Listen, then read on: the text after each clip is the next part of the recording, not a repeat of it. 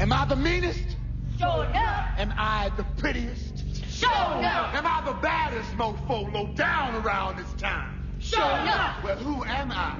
Sure enough. Who am I? Sure enough. I can't hear you.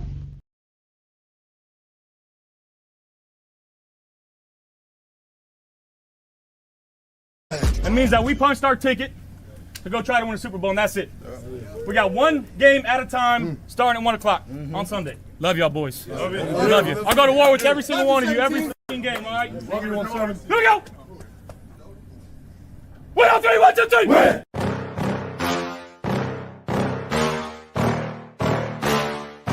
Yeah. Please tell me that I can't, that I won't, that I fail, that I'll never make it out, yeah. Please tell me all the bad, never good, fill my head full of every single doubt, yeah. Please say any negative thoughts, I pop off when I hear people say I cannot. I get off to the thought of proving everyone wrong, I won't stop to the top, so you better back off and get lost. I'ma stay loud, stay proud, never running out, never heading south. I'll be spreading out, call it word of mouth, can't put me down, I'll be getting loud. You can have me douse, not what I'm about, have your fucking clout. It be raining now, I keep making sound, go another round, bitch I'm legend bound, can't stop me now. You don't wanna fuck with me, a slow burn like a disease. Just tell me that I can and show you things that you couldn't believe. Just tell me that I can. Just tell me that I can. Just tell me that I can. Just tell me that I can. It's showtime. Welcome to Monday Night Uncensored, Bills Mafia edition. I'm your host, Tommy, from the highest degree to the... Wow. I'm so fucked up. Mikey, this whole phone situation has gotten me messed up. I can't even do my intro right. I'm just going to say it. I'm your host, Tommy. Joining me is my co-host, Mikey. It's been a long day. To the highest degree. To the TOP, from the 313. From the 313. By my side is my main man, my Toucan Sam, that one they call the Apex man, Mr. Mikey. Oh, Mikey, happy Victory Monday. It's been a rough Monday for me. Got a new phone. What could possibly be wrong when we have a top 10 defense? My phone could be possibly wrong. As Spin says. Blocked out of X. We have a top 10 defense. Life should be good. Yeah, well, guess what? We're not even streaming tonight. Well, actually, we are. I just can't see it. We are on X. I just unable to see it. So, anyways, welcome, guys, to Monday Night Uncensored. Oh, you know what I forgot to do? Let me pin that link. I totally apologize for anybody that is trying to join. Let's talk a little, Monday Night Football. So yeah, go ahead. We have 2 games going. And as Sophia comes in and talks about Tyreek Hill, the human pretzel, was smiling and stoked to leave the field. I didn't watch it live. I saw a picture of his leg bent all funky, and I'll be honest, that looks pretty bad. And the fact that he had to go straight to a hospital kind of tells you everything you need to know. Right? No, it was bad. It's real bad. Bad to the point where ooh. Yeah, like that's like, I don't know about career ending, but that is something that he's gonna be out probably for a while. So, what you mean he's not gonna end up on the Chiefs for the stretch run? He's not gonna end up on the Chiefs.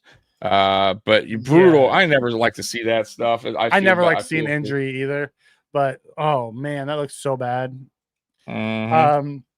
And holy crap, do the Jets look horrible?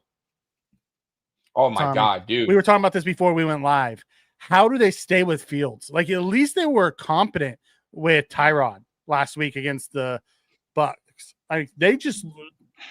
Fields looks so bad throwing the ball. So bad. Yeah, so bad. By the way, guys, I just went ahead and pinned the link in the YouTube chat. So if you guys want to join us, go ahead and hit that link. You guys can join us and talk some football tonight. We'll be on here for a little while. So, yeah. But yeah, man, getting back to this Jets team, good Lord, they're bad. And really, honestly, it's Fields. I mean, I've been saying it. Fields is who he is. This is his career. This has been his career. He's been on a couple teams now. Listen, he's just not a good overall quarterback. He's a running quarterback. He scrambles. That's his game. You shut that down, and he is done. He cannot beat you through the air. He makes too many bad decisions. He just doesn't make the right reads. He's just not a good quarterback. I mean, that's just plain and simple. I mean, honestly, if I had that guy on my team just as a backup or third string, I would just use him like I keep saying it. Use him like a Cordell Stewart. Use him as a gadget weapon. He has the speed. You saw it tonight, by the way. He had a He had a 50-yard touchdown run. Like, the dude has wheels, but he just doesn't have the arm or the IQ for a quarterback. So the Jets are just they're listen.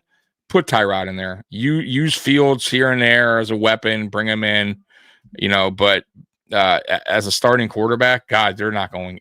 Not that they were going anywhere, Mikey, but they're certainly not going anywhere. And maybe maybe they wanted this. Maybe they do want a top 5 pick or a number 1 pick, and they'll just keep Fields in there and just keep stacking L's, man. It's so bad. It is so bad. They're making Miami look like the few years ago Miami when they made the playoffs, and that Miami team isn't great. But man, they can look like superstars. Jacob says he missed what happened to Tyreek. I missed what happened too. I just saw pictures, and I'm guessing his leg got stuck in the turf. Yeah, so he was running on the sideline, caught the ball, and he got tackled. And I think what happened is he tried to brace himself with I think it was his left leg. He tried to brace himself, and when he did, it hyperextended to in and out. So his knee basically just like popped out, and basically, it went sideways. So not good. And yeah, it's football, but yeah, he tried to brace himself and it didn't go too well. So that's what happens, man. It's a brutal sport. Robert, what's going on? Welcome. So Sophia, Sophie, thoughts in making tackles for fans make me wish like we have somebody who can tackle. I'll tell you, most of our issues yesterday revolve around tackling. Holy crap. It was so bad. On the rewatch, like the scheme wasn't that bad. We just missed so many tackles. Yeah. Many tackles. Tackling's been poor. I mean, we know this. Tackling's been poor for this team for a while now. This is nothing new. I swear we just keep on. We're like on repeat.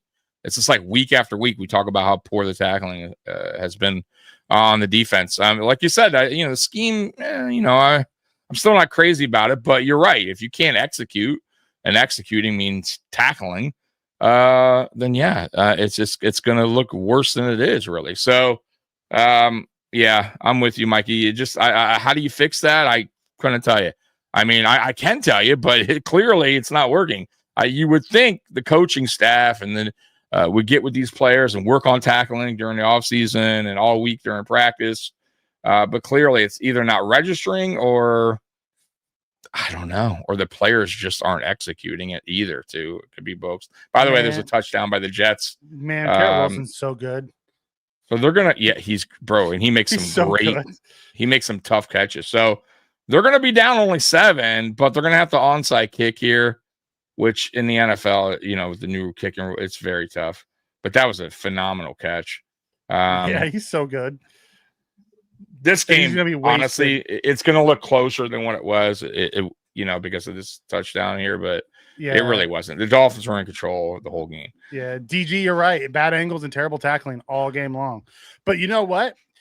Let me bring some positive news to us. I texted you this last night, Tommy. I watched that Sunday night game.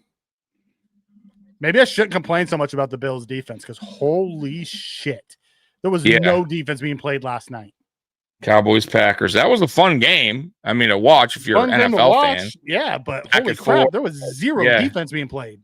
Either way, which is weird because Green Bay is usually, so far this season has been pretty good defensively. But you're right. They just, by the way, they got the 2-point conversion, so they're down 27-20. But they still need an onside kick, I believe, right? Yeah, they only got one timeout. So they only have one. Okay. Yeah, so it's just not enough. So onside kick, which could be interesting. You still never know, but chances are slim. There's like I think there's a small percent. I don't know what it is, but very rare. But yeah, back to the Bills, man. It's just, or back to actually football. You're right. I mean, and I was thinking about it today. There's been a lot of talk about, the Bills have only played, a total, teams with a total of one win or whatever that, that is, and it's like, stop already with that. I hate that talk. I used to be guilty of that. Like, who have you played talk, right? You haven't played. First of all, right, it's the schedule. It's how it works. You can't, we don't make the schedule. Bills fans aren't there, creating who we want to play. Because if that was the case, we would obviously, why not put all the shitty teams, right, that you can. Like, that's just not the case. It's just the NFL schedules these games. And sometimes it's funny, Mikey, too. When you go back and you initially look at any schedule, you initially think, okay, this team's going to be tough. This team is. And it's not our fault that they underachieve to start the season, or they're not winning, or whatever's going on. That's how it works sometimes. So nobody thought, for instance, that that the Ravens will be 1-3 right now. Come on, stop, right? You know what I mean? So come on, you know what I'm saying? Like, nobody thought the Dolphins would be this terrible, right? I mean, I thought they would be bad, but not 0-3 to start the season. You figure they'd have a win by now. You know what I mean? So the Jets, yeah, sure. But, look, man, at the end of the day, we heard that conversation. We heard that talk multiple years, many times, right? We heard it last year. Then we went to Detroit and beat Detroit, right? Who was probably the number one team at the time in football. And then what? And then what do you say, right? Oh, right. It's the next excuse, the next thing. Oh, they were missing players. So don't listen to the talk. Listen, it's hard to win in the NFL. And also, too, you can also counter it with, okay, the Chargers were 3-0 and they lost to the Giants, right? So stop, right? It's any given Sunday. You still need to play, regardless of the team that you're playing has 0 wins, Mikey. Any given Sunday, it can happen. The proof is in the pudding, right? The Packers lost to the Browns a few weeks ago, right? I mean, the Chargers lost to the Giants. Like, so what do you say about those teams? Oh, that we could, let's not forget, let's not talk about those teams. Let's just concentrate on the Bills, right? So it's just funny to me, Mikey. Like, I stop all that nonsense. Yeah. I think that's more about the other fan bases talking about it. But yeah, I'm talking about, when I watched that game last night, and I'm like, we're not good on defense by no means, but we weren't as bad as what I saw last night. That's for damn sure. No. So Allie, who the fuck is Bad Bunny? I don't listen to him, but he's a Puerto Rican singer. I think he's like a rapper / pop. I have no idea. Yeah, entertainer, but I know he's a singer. But listen, honestly, the halftime shows I very rarely ever really watch. I was going to ask Callie that question. Does it matter? Do you watch the halftime shows? So the only one I ever was intrigued, or like I was like, oh, yeah, that's pretty good. Like, because I'll kind of obviously peek. I don't go into it going, I can't miss the halftime show. But I would say the Prince one was really good. Like, I did watch that whole. Good. Yeah, I watched that whole thing. The Michael Jackson one was good. The Michael Jackson one was good. I watched them more as a kid than I did as an adult. Yeah. Like now, like when it's halftime, it's more time for me to get food. The Weekend one was weird. He's running and like the Weekend did it. Like I thought the Weekend did it, didn't it? Yeah, I think so. He probably did. He was running in like mirrors or something. I think that was the one. Yeah, it was just odd. I know Snoop Dogg did one, right, with Eminem and Dre. Yeah. Last year's was terrible. Yeah, exactly. Janet Jackson. Right.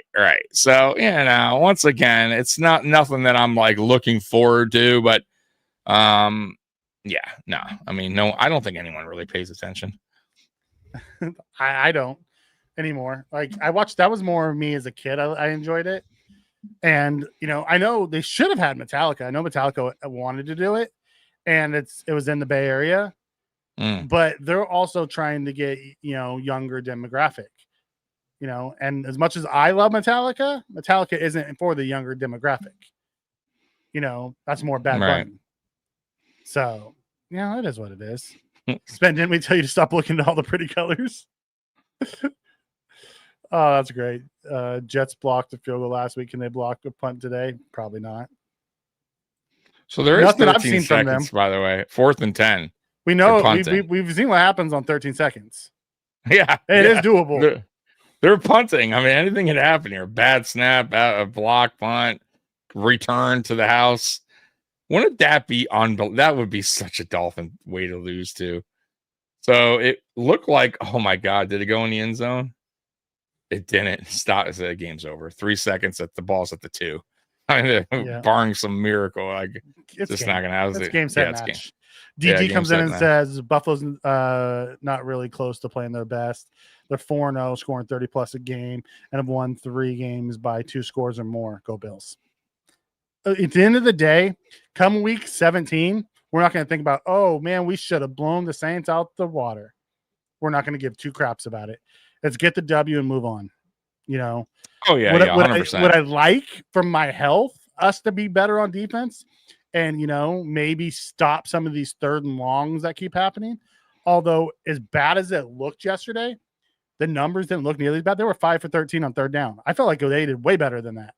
I felt like every time I turned around, they were converting 3rd down. They only converted on 5 of them. So. And look at that. They got the ball back. Just look at, did the Dolphins? Oh my God. No. He was saying that the Jets got the ball back with 3 seconds. Oh my God. Yeah. So there's a penalty on that. And Denver's up 21-3. Yeah. Cincinnati. It's a everyone thought, I know you said early on about Browning. He looked okay when he had filled in a couple times for. But right now, this year. Not this year, not last year. That's for damn sure. This is a totally different story, boy. So yeah, it's a Jets loss. But totally different story. And the Bengals are. If this continues, man, they're definitely. It doesn't. I would just probably shut down Burrow, depending on how many games they continue to lose here before he's even, ready to come back. So what's the point? You know what I mean? You might as well just keep him out and have him healthy for the following season. But.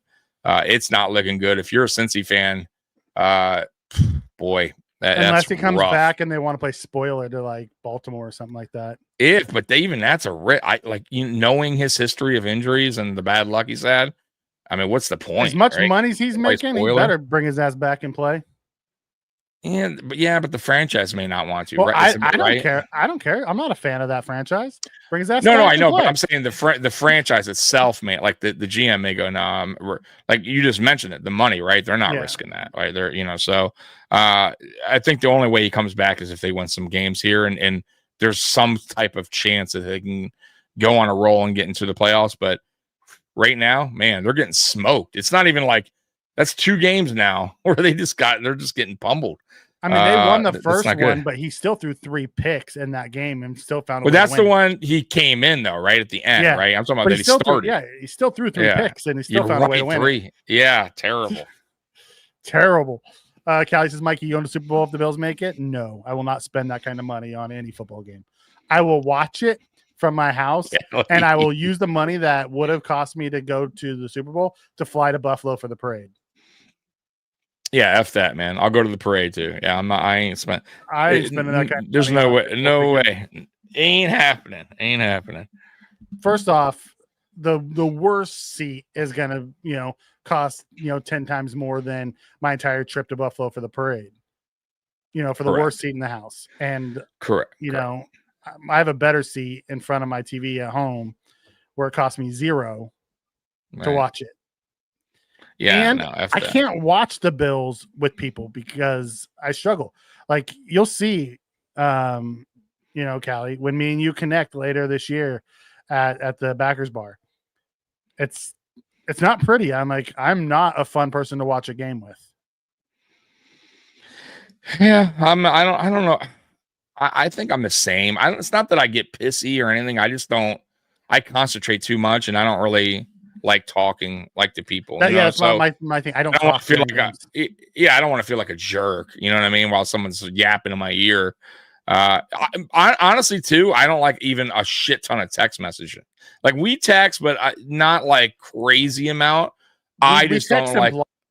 Like I'll say a bunch of stuff, and then I won't text you, and then you'll respond to my bunch of stuff, and then you won't text me, and then we text in like blocks, like when we're not watching the game. Exactly. Yeah, I just can't. I can't do it, man. Especially if I'm getting frustrated, because then it's just like adding on to the frustration. Then Kelly better have his camera phone ready for that game. We're gonna do something for that game. Whether it's a pregame, postgame, we'll be doing something with me at the Backers Bar here in Cali. Mm-hmm. We'll do something as we go down and connect later this season. Mm-hmm. I will not live stream the game. That's for damn sure. I don't do that. But it'll be fun. We'll have a good time. Hopefully the Backers Bar has some wings because I love wings. Oh, for sure. For sure.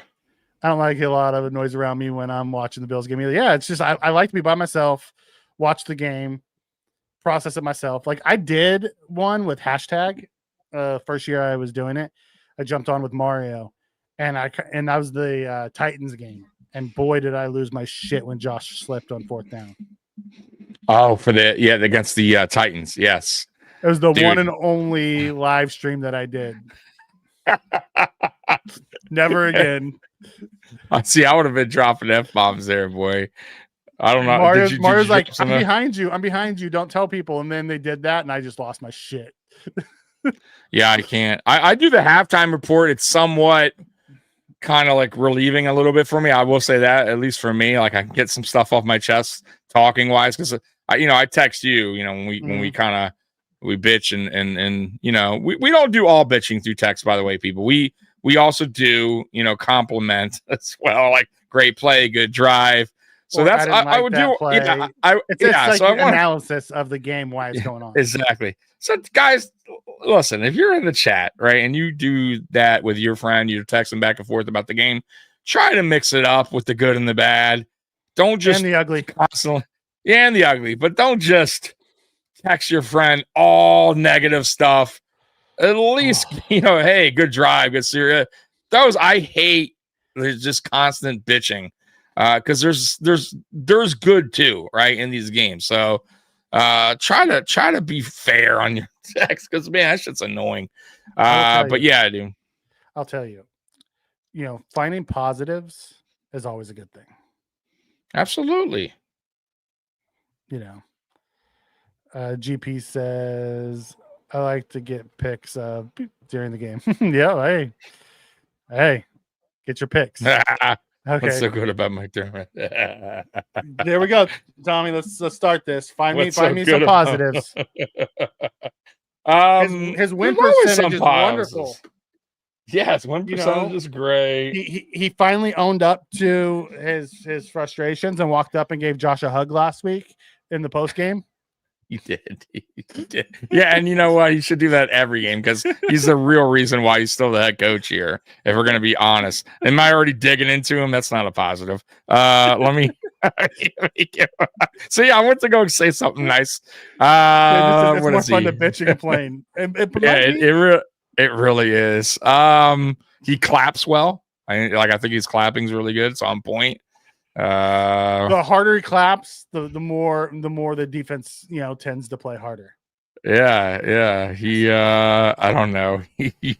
Like the closer, I don't know. I'm sure the closer they get to the end zone to score, the harder his claps get and the more outrageous they get. Oh, dude, it's look, in all reality, he's not the worst coach ever. Obviously, he's a good coach. He's a good coach, but he has. I still think he's reached his ceiling. Like, this is who he is. He's stubborn with some things, and I don't think that's going to change. Right? And then you know what? There's a lot of people that are guilty of being stubborn. I'm stubborn on some things. I don't change my ways, and maybe I should. And I think that's the same that goes for McDermott, right? So, yeah. I mean, he's a good. Look, I think he's a good rebuilding coach. Like, to start off a team, if you're a bad team, kind of set the tone. But I don't know about a coach that's going to lead you all the way. But we'll see. We got Jarek, by the way. We got a guest. We do. Jarek What's going in on, the Jarek? building. What's going on? What up, bro? Another day, another dollar, another W for the Buffalo Bills as it's Happy Victory Monday. It's Victory Monday, man. But we might have to call this Monday Dorian Williams Get the Fuck Out Day. Oh my Whoa! I can't. We gonna like. I'm sorry. I watched back that. I watched back that. Me game. too, and you're not wrong, brother. So many plays, man. So many plays. This man single-handedly gave the Saints 90 yards rushing at least. Single-handedly 90 yards was given because of him. I can't. We can't do this. We can't do this with him. I can't do it. Well, it ain't gonna be Buffalo Joe either. I hate to break everyone's bubble, but Nope, it's gonna be. I like the guy, but Shaq took his job. If we got to trade for a linebacker, then we got to do. We can't have that against the Patriots. We can't do it. We can't. We have to go nickel the entire game. Yeah, I mean, Chad Muma's out there. I'll take Chad Muma. I'll take anybody but Dorian Williams and Joe Andreessen at this point. Well, Joe Andreessen at this point. I can't. Problem is, I think I think McBean, and I'll call him McBean because they're a tandem, but I don't know if they're making any kind of move right now. I think they're just fine with what they have in the room. I haven't heard anything. I haven't seen any real kind of changes. I know we talked about Trey White a little bit today, or was it? I think it was today, and Dorian Strong and how he doesn't really like to rotate. Was it yesterday? Yeah, doesn't really like to do the rotational thing, which me and Mikey was like, hey, he should probably rotate them. And well, McDermott just told us, fuck you. That's not happening. I don't know, man. I think, like I said, I just don't. I feel like right now they're winning. They're 4-0, and they're content with sticking with what they got. Unless something goes wrong, meaning we start losing some games, and then maybe you'll see them do a trade by the trade deadline or something. But I don't see it, man. I don't. Just a player. No need to connect him to a story. Yeah. They love stories. They do. You notice that too? The Buffalo Bills love their player stories. It's funny. And I'm sure there's other teams that have them. I just don't pay attention enough to other teams. But boy, do we love it. Like Ray Davis has a story, and Buffalo Joe has a story, right? Obviously, DeMar will all forever have a story, and it's just like, my God, man. And I almost feel like sometimes they stick these players on the team or keep these players around because of the story, right? It's like, I don't know, man, Mikey. It's right. Tough sometimes. Spin comes in and talks about it here. Lamar's hammy as a week ago. So, Jarek, I want your take. Did Lamar pull himself? Yeah, he quit. I mean, what do I think he's hurt? Yeah, I think he was hurt. Do I think he suffered a serious injury? I don't think he suffered a serious injury, but he quit. Yeah, he did. You can just tell you can just tell with John Harbaugh. If you're the head coach of if you're the head coach for the Ravens, you're not going to out your players. You're not going to sit up here and like normally he'll be you'll be a coach and you'll say, no, that was my fault. Like I pulled him out because I didn't want Lamar. Lamar wanted to stay in. But I got to protect the player from himself. Ultimately, that's my job, is to protect these players. He flat out came out and said that no, Lamar, Lamar kind of, if Lamar wanted to stay in, he would have stayed in. He flat out called them out on that. So, again, do I think it was intentional in a way to try to out Lamar? No, but he made it flat out, clear that Lamar's hurt, but he pulled himself out, and. I'm not saying that Lamar Jackson is a selfish player, but I'm sorry, I don't want to hear any comparisons with him and Josh Allen or him and Patrick Mahomes. Mahomes played damn near, not with a fractured foot, but he played with 2 back-to-back serious foot injuries 2 years in a row, including the Super Bowl. We've seen Josh Allen play a full season with a fractured hand. Messed up elbow too, throwing elbow. He chucked it 70 yards after spraining that UC joint. Right, he had a UC joint, which was in his throwing shoulder. I mean, even last week with Oklahoma, I seen John Mateer finish a game with a fractured with a even worse fractured hand injury that he had to get surgery on, emergency surgery on after when the game was over, and he finished that entire game on his throwing hand. Like we've seen quarterbacks fight with very, very. And again, he didn't have to finish that. He's a top quarterback prospect, but he wanted to finish the game. He wanted to finish the game. He played the entire game with a fractured, broken hand, and he finished the entire game. He didn't even know it until they made the diagnosis. Oh no, we got to get this dude to the hospital immediately. So, when you look at Lamar Jackson, I mean, I'm sorry, I don't want to hear any conversations or comparisons. I don't want to hear the quarterback rating and the QB. I don't care about that. At the end of the day, when they actually needed Lamar Jackson, he did not show up. I mean, again, it is what it is. He's hurt, but a lot of these quarterbacks are hurt. I hate to say it, man. It's just he pulled himself out. He quit. It is what it is. Yeah, now, he quit. Was he crapped on like Anthony Richardson was? I didn't see any of the stuff. He wasn't even crapped on when he threw his helmet down. See, we want to be crapping on Derrick Henry when he threw his helmet down, and we want to be memeing him. But what about Lamar? The next week, he did the exact same thing, not a peep from Ravens fans. Instead, they want to blame John Harbaugh. They want to blame Todd Monken. They want to blame Zach Orr, the defensive coordinator. But Lamar never takes the blame from Ravens fans and from the national media. It's everyone else's fault but Lamar Jackson. But when it comes to Josh Allen, it's, he can't get it in the playoffs. We talk about Justin Herbert. We don't talk about the fact that Justin Herbert lost 2 of his top tackles, including another guard in the game. We don't want to talk about all these other quarterbacks and everything else they want to put through. But when it comes to Lamar Jackson, all of a sudden it's like, no, it's everyone around Lamar. The receivers never get the credit. It's Lamar that makes the receivers. The tight ends never get the credit. It's Lamar makes the tight ends. The defense in 2023, when they gave up 17 points to the Kansas City Chiefs, and Lamar lost because he had 3 crucial turnovers in that game. Oh well, it's Top Monkey because they didn't establish the ground game. What about Lamar when they asked him to throw the football 48 times and he lost? No, but it's all on Lamar. It's never Lamar's fault. It's everyone else's fault but him.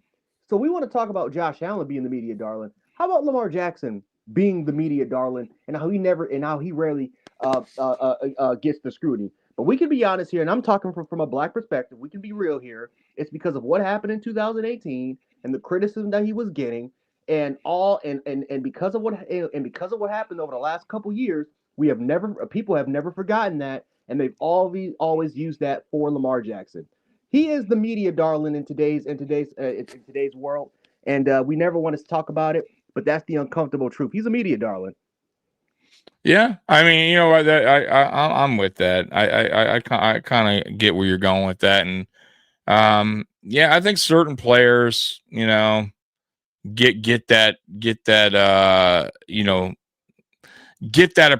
not appreciation, but they get that pass. They get the pass because of whatever happened, or like you said in 20, there's a lot that goes with it. And there's some quarterbacks that just get tortured by the media. And Josh is one of them. And I never understood it.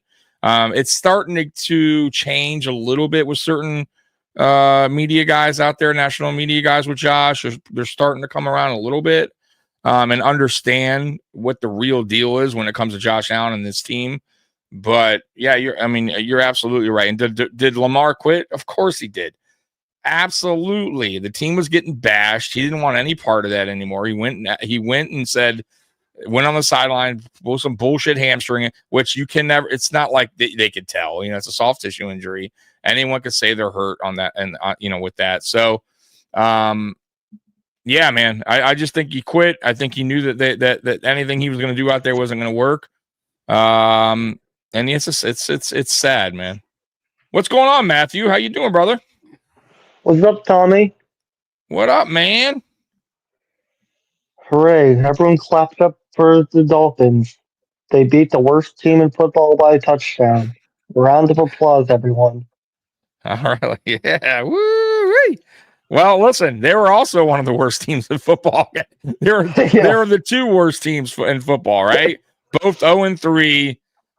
So somebody had to come out with a dub or a tie.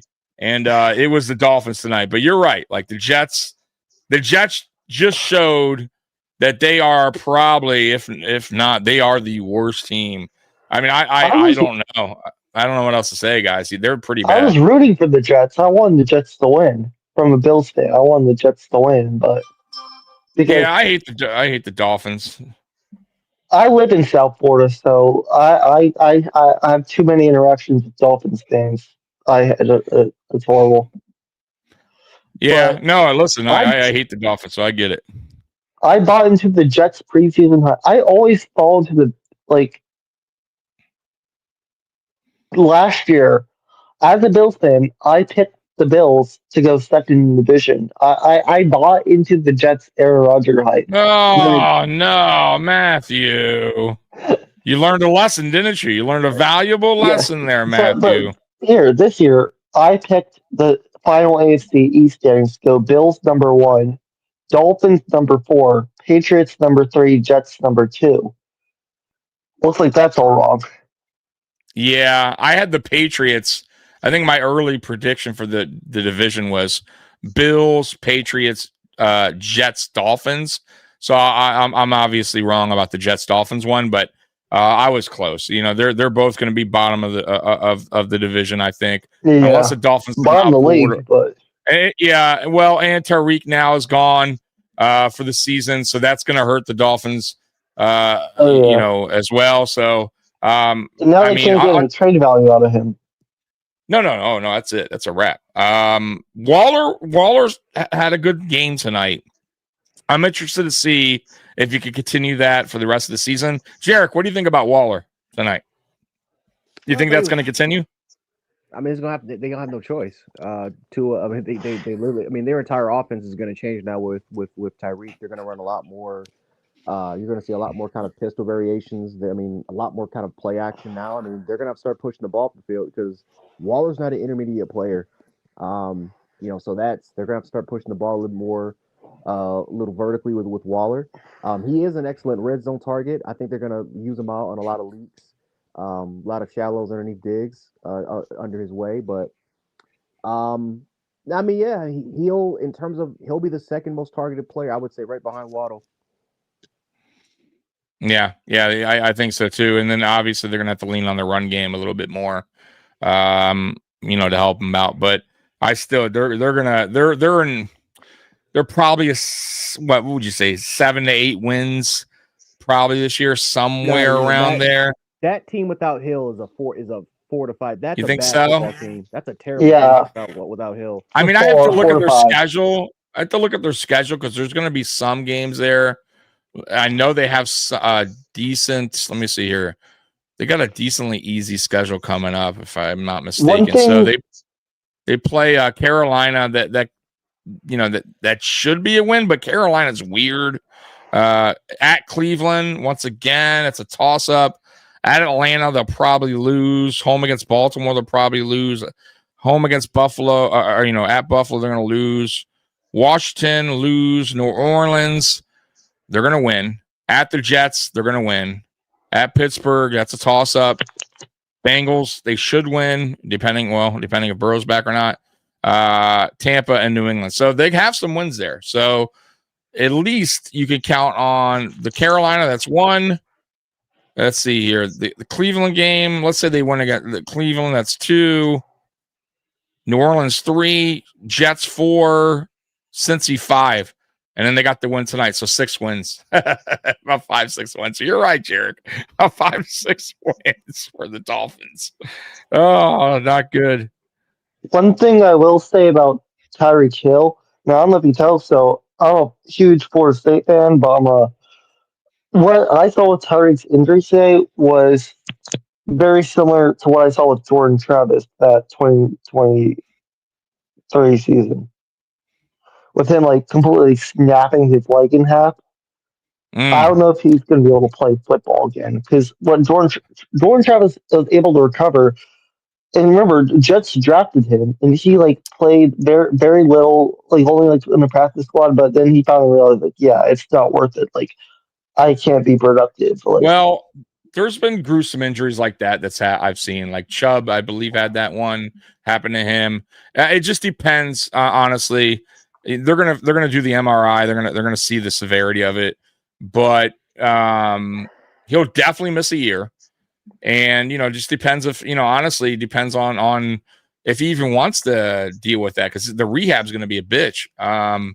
But is a career ending? I mean, obviously he's going to have the best of the best doctors and rehab specialists. So we'll see, but it's definitely going to hamper him.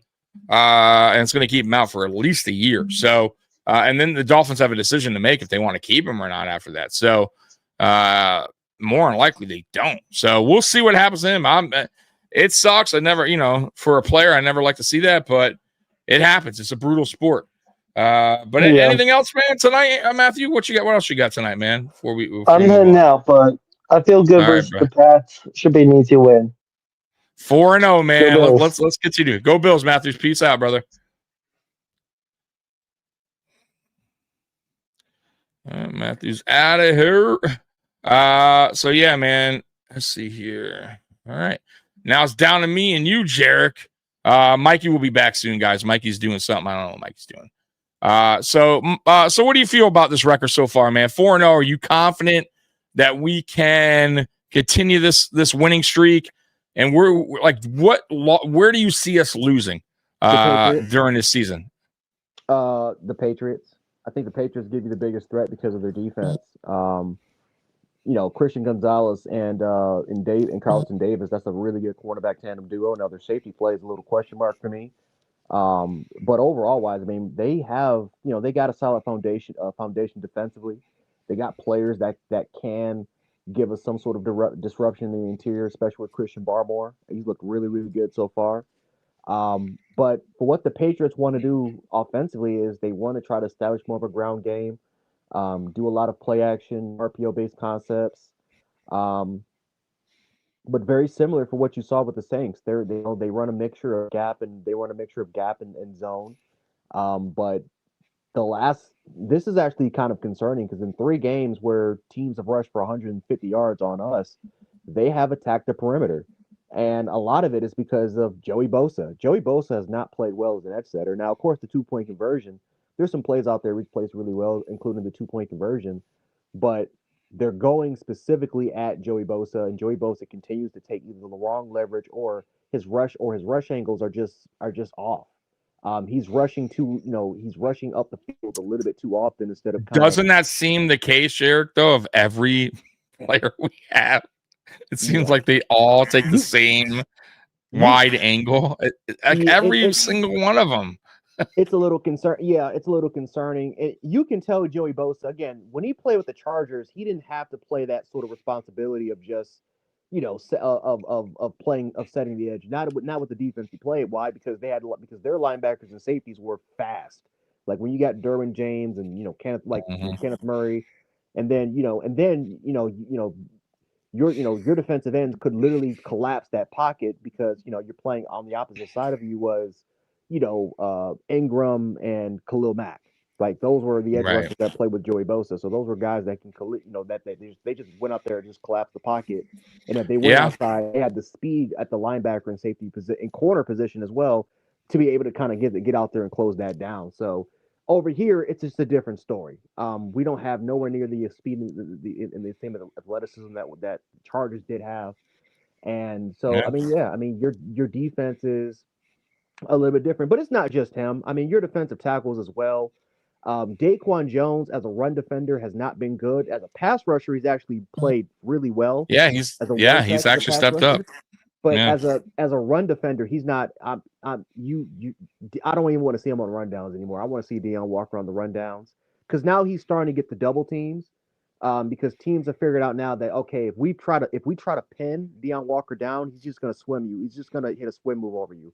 He's going to hit the swim move or he's just going to bull rush you. He's too goddamn powerful and he's a little bit more of a finesse player in order for you to do that. So a lot more teams, what I saw in the second half was that they started to double team him, try to wash him down, and then TJ Walker or TJ Sanders, whether it was TJ Sanders, whether it was Jordan Phillips that was sometimes in the rotation, whoever that other defensive tackle was that was mainly your 3 tech, it's just wrong gap integrity.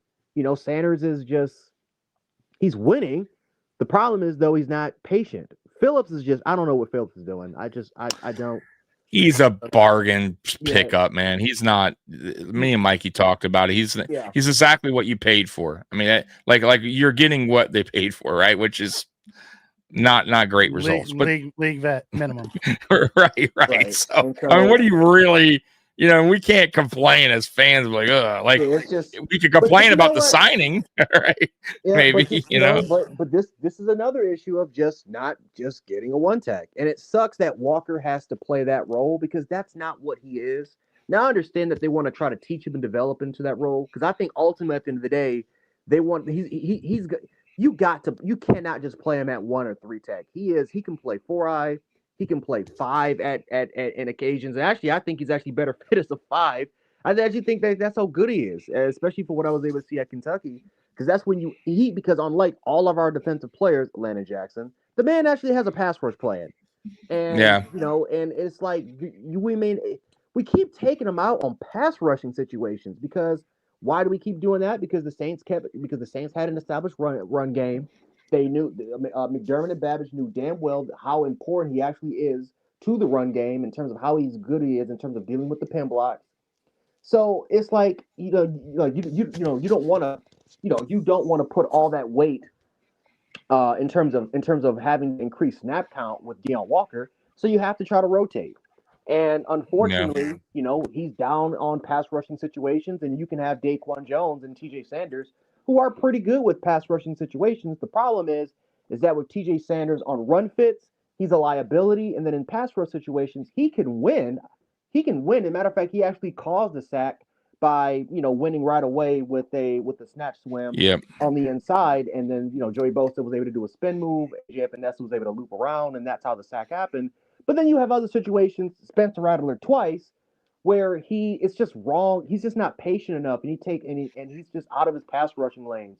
And all of a sudden, here comes Spencer Rattler scrambling, while Dorian Williams, I don't even know what the hell Dorian Williams is doing because he's trying to do a spin move off of Kelvin Banks, slips on his own 2 feet, and the Rattler takes off for like 25 yards. It's just like that's the story of the Buffalo Bills right now. Is that we are missing Ed Oliver extremely badly. I think ultimately at the end of the day, Deion Walker and Ed Oliver are your starters, and then probably your backups right now would be TJ Sanders and Daquan Jones. TJ Sanders, I'm more lenient on because he's a rookie, so I think he's only getting better at time. And again, he's a penetrating 3 tech anyway, and he's winning his matchups. So that's the good sign. He just sucks against the run, but he is a rookie. We can give him more time. Dorian Williams, no. You can't put this man on the field. You can't. He's a liability in coverage. He's a react player. He does not he does not process the field extremely well. He can't take on blockers. Cannot blitz. Can't blitz. And then he's just not. He doesn't fill gaps. What does he do well? What does he do well for you? It just you got. I think I would say he's a pretty good tackler. Like he hits hard. He's a good tackler for that. But you're right though. You got to be. He gets out of position a lot. His pass coverage is not very good, and his run defense is slipping up a little bit, which was where he was actually solid at. So I mean, as Keith talked about. He does. Yeah, I think it's just a learning curve for him. He needs to learn. He needs to learn more. He needs to get with the coach. I mean, I can't use that as an excuse. Time. Not at this stage. Not at this stage. But here's the problem though, where it's not. There's no magical guy out there right now at the Bills. Like this is who we got. Like this is who we're gonna have to run with. Unfortunately, because our main linebacker can't stay healthy. I mean. We won't even be talking about this if Matt Milano could actually stay on the field. Like Dorian Williams wouldn't even be a conversation right now, right? Then Shaq Thompson, he's got to have the increased amount, and we can't. We're gonna have to do something. We're gonna have to play Hancock, do something. We're gonna have to run a lot more nickel, Maybe run some odd man fronts potentially. Maybe run more. Maybe again, if you're add an additional linebacker, maybe that's your safety hybrid that can add it. It can't. How does Shaq Thompson, who's 30-5, and he was the best linebacker on the field? I just don't get this. I'm sorry, man. Dorian Williams as a blitzer was terrible. This man single-handedly gave up 90 yards by himself because of I hear you. just not being within the gaps. He can't play coverage. I'm sorry. Man, He's, Jarek is- we also could have had Dolak in the 7th. Well, we don't want to we don't want to take UB players. I have no idea why. I don't get it. Yeah, like the few that we have didn't make our team already. I don't know. I Right. don't get it. So let me ask you this, Jarek, as we're talking about the run defense and the D tackles, what does Ogunjobi bring? Will he bring any actual run stuffing to us? Is he just a pass rusher? Yes, that's why the Steelers let him go, because the Steelers tried to use him as an end, and he sucked. He was terrible. Oh, he's not. He was always more like when he was with the Browns, he would played 4-3 and he played well. Right. Then they tried to move him out in a 3-4, and that just wasn't his Right. Like forte. he's not a 3-4 end, but even with the Browns, he was not good against the run. He's your disruptor. He's your penetrating 3-tech. But he's not. So he's like really all good the rest run. of the guys we have on our team. Yes. Which is even Correct. more kind of confusing. Which is even more confusing as to why they got TJ Sanders, because you have not just this one player, but you paid him $8 million to be that. That's why I just immediately thought, okay, well, Ogunjobi's going to start because he's going to play alongside more with Daquan Jones, and again, his increased snap count, he's going to have a much more kind of increased snap count where when Ed Oliver's off the field, you can have a more pass rushing presence, there. But the problem is that that's Sanders. Sanders is going to get better with time, and it's going to be to a point now where it's like, what was the point of spending $8 million on Ogunjobi when you already have not just one but two of those players? Doesn't make any sense. And now Walker is stuck playing a 1-tech. He's stuck playing that role now because really that's what Walker is. I wasn't thrilled about the signing. Like I like the Hoyt signing, but Ogunjobi, I didn't get it when they did it. I wasn't thrilled about it. I'm still not thrilled about it, and not to mention the suspension on top of that. So what they paid him was just everything. It just didn't make sense. Yeah, the contract, then the suspension, then just I just don't see a fit here. I don't. He cannot. He does not play well against the run, and there's a reason why you added two big bodies there, right? It's not just any defensive tackles. You added bodies because you know that you have a problem against the run. And you know you need it. So I don't know why we will not invest in a space-eating defensive tackle. We won't do it. We will not pull the trigger on it. It just I don't know. McDermott's stubborn. Yeah, won't do it. He likes what he likes. Yeah, that solves the problem right there. That helps solve your problem. Now all of a sudden, Deion Walker, now he doesn't have to play that 1-tech role. You can now push him out to a further alignment. Now you can start running a lot more exotic stuff now, what you want to do, but you can't do it. Now he's we're getting nothing. We're getting nothing from our first 3 picks. Harrison's on IR. We really haven't seen much of anything from Sanders, and Landon Jackson hasn't been on the field. I don't think he's gonna be on the field for the season until like the last week of the season. He's not ready. He's not ready. The big boy from Florida is a fan. You know who would have been a good pickup instead of Sanders? Alfred Collins. Absolutely. He was sitting right there.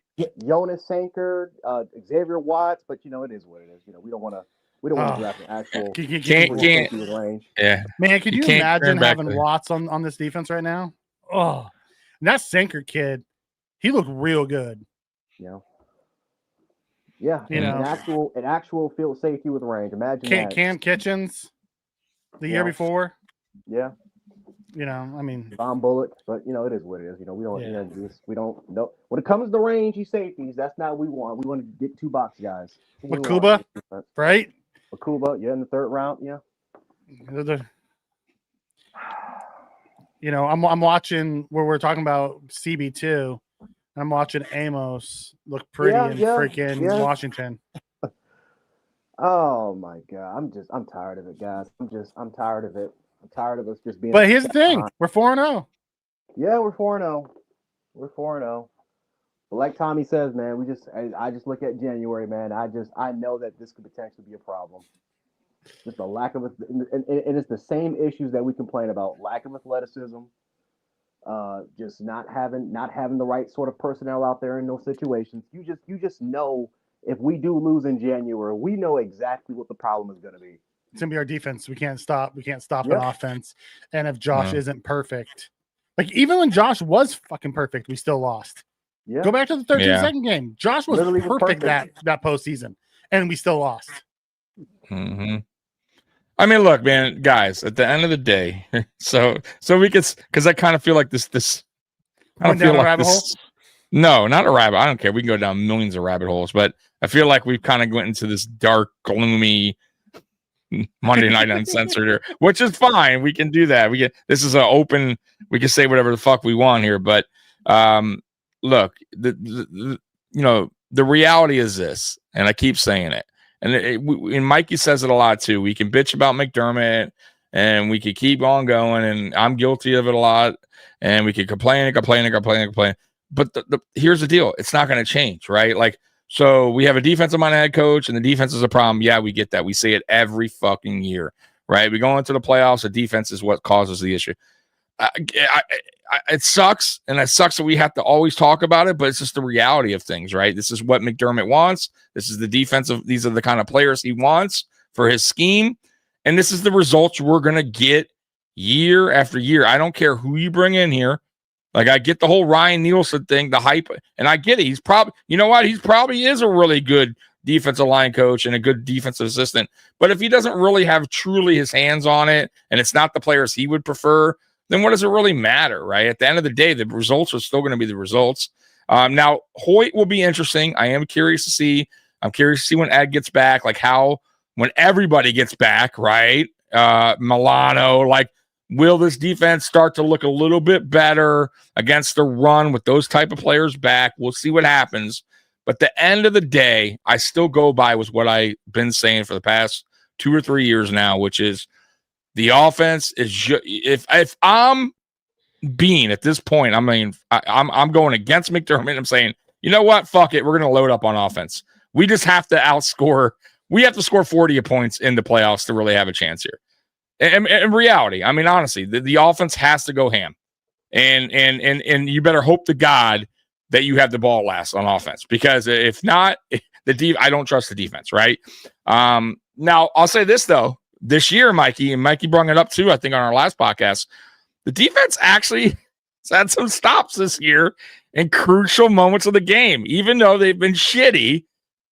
We got to give them a little bit of credit, like a little. That they did do some stops. If you go back to the Baltimore game, terrible defensive performance. However, if it wasn't for the defense, and I can't believe we're saying it, we don't win that game. It's the facts. If they do not cause the turnover and the fumble, if they don't get the 3 and out and force them to punt, we do not win that game. Same thing with the Dolphins. If they don't intercept it, and I'm not saying we don't win the game, but who knows what happens there? It's probably a tied game. So they have stepped up in some moments. So we have to tip our cap a little bit to at least that they did step up. But I want to see that come January, because we've seen it before.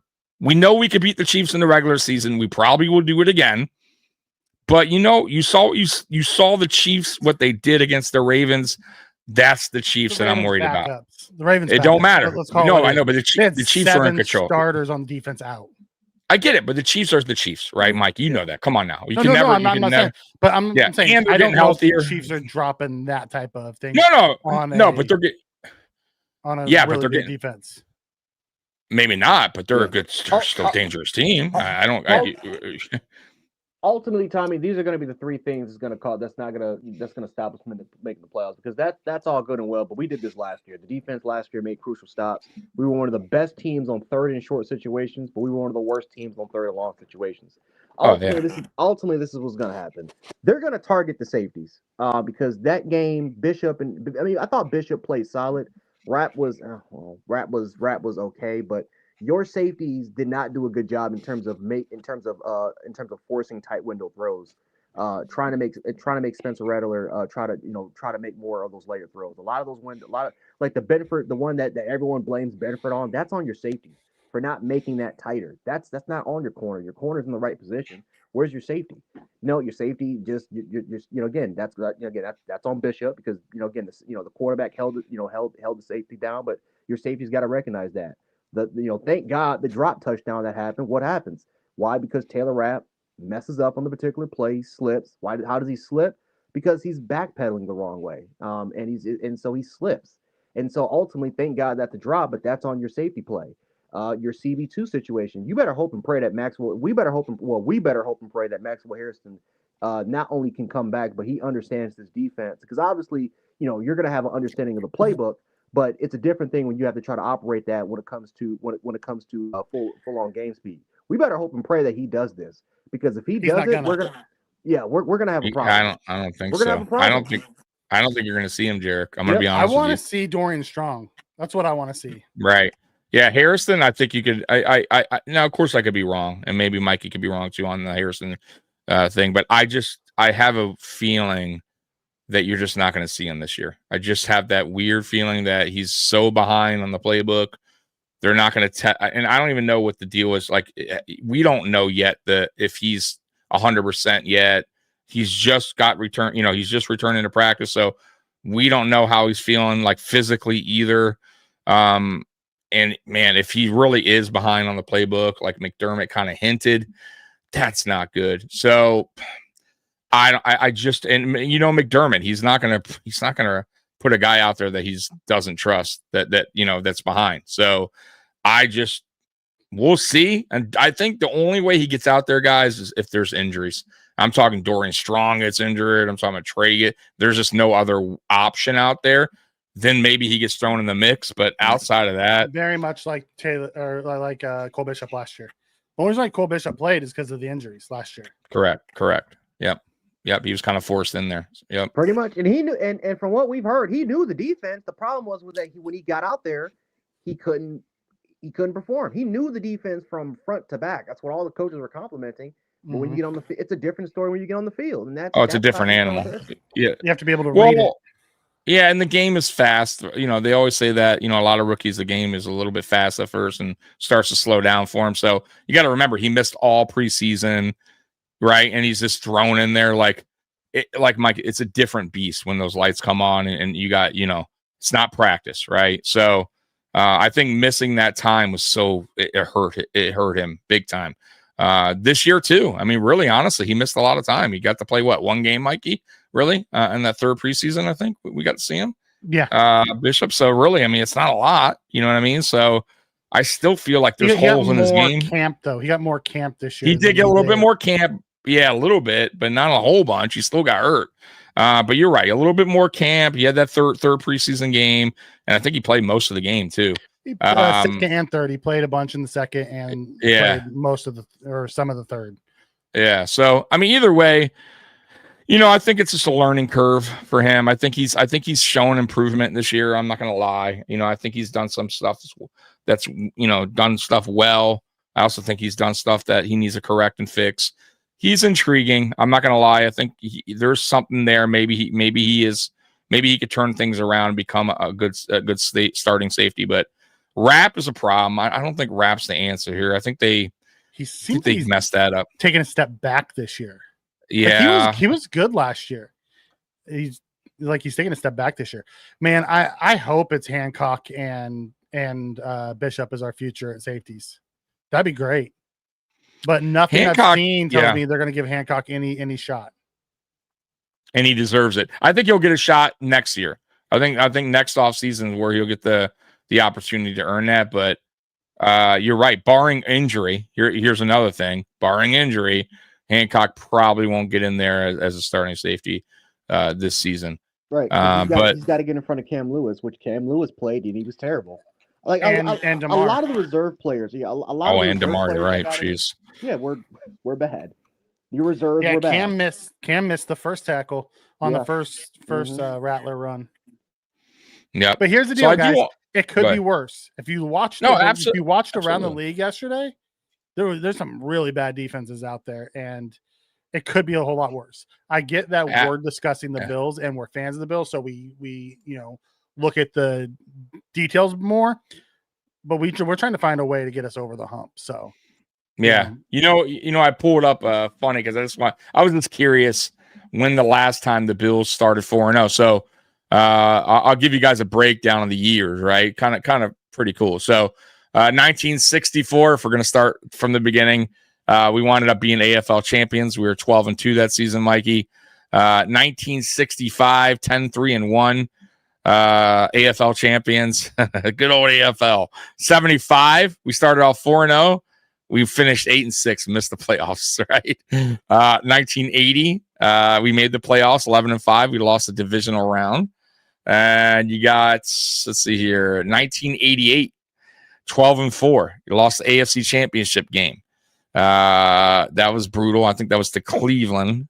Cincinnati. I'm sorry. And then 91, 13-3, lost the Super Bowl. 92, 4-0 as well, 11-5, lost the Super Bowl. And here's the funny one, Mikey. I remember this like so good. 2008. Do you remember that 4-0 start? And everyone's like, "Oh man, watch out!" Right during the drought years, and we wound up going 7-9. Yeah, that wasn't that the year that Edwards got just obliterated Yes. by that Cardinals game. yeah, yeah, like the guy just late hit and completely ruined him. He was never the same after that hit. Yep. And then before this year, the last time was 2020. 13-3. We went to the AFC Championship game. Obviously, we know what happened there. So yeah, it's been a little bit. Since 2020. So 4 years now, 4 seasons. So pretty cool. So that's cool. I mean, it hasn't been done a lot.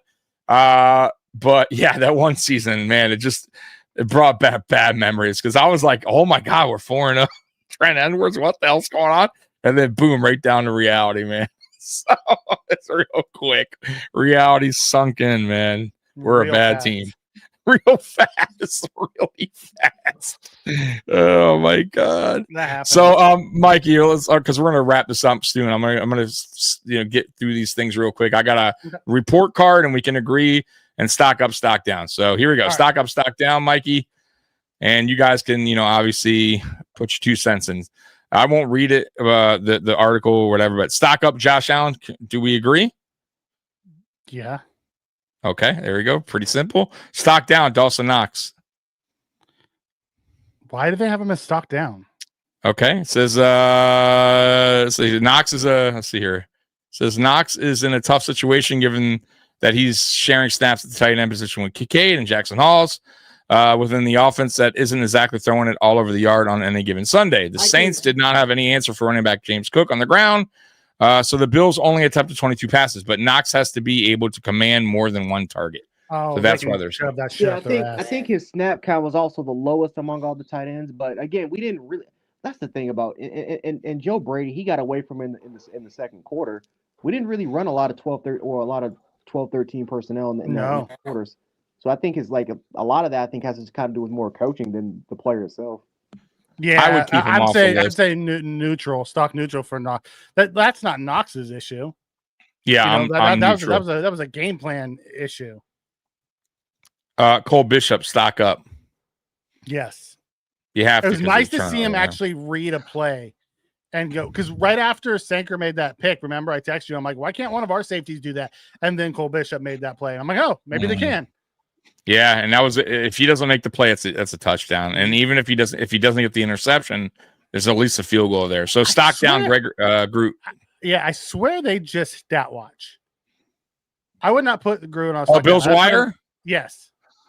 I don't know. I would put him as stock neutral. I wouldn't put Groot as stock down. He had one of the biggest plays on the 2-point conversion. Says Rousseau has had better days that what he put on display Sunday against the Saints offense that has to figure things out. Rattler was sacked 3 times, so the defensive line was able to get home at times on Rattler. But one would hope that Rousseau would have more of an impact on this game in that regard. Better days are ahead. So they're just saying probably because he got no sacks that he didn't do anything. Right. I would put him on neutral. I mean, I didn't see him flash either. I mean, pass rushing wise, if you want to say stock down on his pass rush, fine. But overall gameplay, Groot's our best edge setter. Mm-hmm. Stock up James Cook. Obviously, we agree with that, right? Stock down Curtis Samuel. I agree with that. I'm gonna agree with the Curtis Samuel thing. He finally gets his number called, right? And I don't care if they didn't call plays up for him or not. He didn't do anything. I mean, nothing. He really didn't do anything to make a case for him being on the field. I got to be honest with you. You could say that like about our entire. No, I get it, but what I'd rather have somebody else in his place. You know what I mean? Like he really doesn't. He didn't do anything that make. Outside of that, that was it. That was but outside of that, that's it. That's all he was targeted. That goes back to the issue me and you talked about yesterday. You know, Kincaid had one target and it was a touchdown. Would you say that he doesn't belong on the field? Well, Kincaid's different. He does a little bit of variations of things. Curtis Samuel doesn't do that. So look, here's the deal. You think Curtis Samuel's good? I don't think so. I think Curtis Samuel had them. I wouldn't say down. I don't think you can give a stock down to any of our receivers. He threw the ball 22 times. I think the wide receiver room gets almost a stock down, but I mean, Khalil Shakir made a hell of a play, so I can't keep him in that. You know what I mean? He made that one play, but I'm with you. I get your point, Mikey, but Curtis Samuel's been a major disappointment, and he didn't. If they brought him up to kind of, you would think. I'm just throwing this out there. If you would think that they would have put a little bit more play calling for him if they brung him up. Why did they bring him up? Right, to showcase him, to give him an opportunity. He didn't make anything from it. You know what I'm saying? He didn't do anything to tell me he should be on the field. Do you think Curtis Samuel will be on the field? Do you think he'll be on there next week or moving forward? No. Do you think? No, because where you give him the stock down is in the return game, and they sat Codrington to. Oh, you're right. Okay, there we go. I think they'll keep him because they're paying him $15 million. Like he's got to play. Like I don't. Not really, Jared. I mean, we sat Trent Murphy for an entire season. Right. He was good. Exactly. You know what? And I'll be honest with you, Jarek. I am against that whole. If you pay somebody and they're underperforming, I don't care. You sit them. Like if he's hurting the team, like he's just not. And you could bring another player that can at least do something, provide something. Fuck that. Like, I don't care what you're paying them. You know what I mean? I know it sucks. I know, you don't want to, people don't want to hear that, but that's the reality of it. It was a bad signing. And I'm with Keys too. The Palmer signing right now is not looking good either. I mean, I don't know why we do these kind of signings. I expected a little bit better from Palmer. I'm not going to lie. Now, once again, this could be, Mikey might be right. This could be just the way we're running the offense of Joe Brady, scheming it up. It's very possible. But either way, it's still the results aren't there for a guy we paid, decent contract. I kind of agree with Mikey. I think it kind of is too, because when was the last concept that they actually called something deep down the field? I mean, that shot to Coleman, which by the way, a lot of people are blaming Josh for. Watch Sanker, a safety that we. It was a great play. I mean, that was a great play. He goes from the robber all the way down to damn near playing the full side field. Like that's incredible for a safety with that type of range. But I think it's a combination. If you want to blame Josh for anything, blame ball placement. He was on the inside. If he puts it on the outside, maybe. But that's the only thing. Like that was the correct throw. It was the correct decision. He put it out there. Sanker just made a hell of a play. There's nothing more. Yeah. Like if you really want to nitpick it, maybe he puts it on the outside. But Josh wasn't expecting Sanker to get there where he was playing. Yeah. Well, the other one I didn't think was a good throw either, but it was also good defense. But look, Mikey, the thing is, though, we don't get the problem is with these receivers, they're not really beating their man by a lot either, right? Where Josh is throwing up there and he's ahead of the DB. Like we don't get a lot of those balls that he threw were kind of 50-50. Even if the safety don't get there, he still had a DB on him, right? He didn't beat his man cleanly. Like I haven't seen a guy get beat cleanly deep downfield much. I mean, honestly, it's been a while. But Tommy, look at the coverage. And like I said, I think in part I do agree with you because you brought these two receivers. I mean, you brought these receivers for man beaters. But it's not that you can really. They're playing with three safeties. They're playing with three safeties, and they're playing cover three. But we can't. If they don't think we're running the ball, watch the corners. They're dropping deep as soon as they. But why? Because they don't trust. they don't trust our receivers. They give our receivers no respect. So it's the kind of defense they're going to play on us They're going to constantly. play shell because Josh will throw it deep, and they want the off platform where Josh does go deep. They're playing the cover 3 shell to keep their guys deep. Because they don't think Josh will continually take the underneath. They say he's going to get impatient and chuck it deep, and we're going to get him. That's what because that's what they've always That's what done. they were banking on. That's why during that it was more of a it was really more of a disguise. It was really more of a disguise look that turned into more of a cover 1 robber. Their defense even said it. They wanted Josh to take the deep shots. Hence why Sanker got there. That's why they were so confident they won so well. Okay, but we've had Josh a while, right, throwing deep and under, and we've had receivers get plenty open. We can talk trash about Gabe Davis as much as you want, but when Gabe got loose, he got a little bit of separation from the DB. Same with Diggs, same with John Brown. Like there was receivers open for Allen to at least take that shot that was more available. I just don't.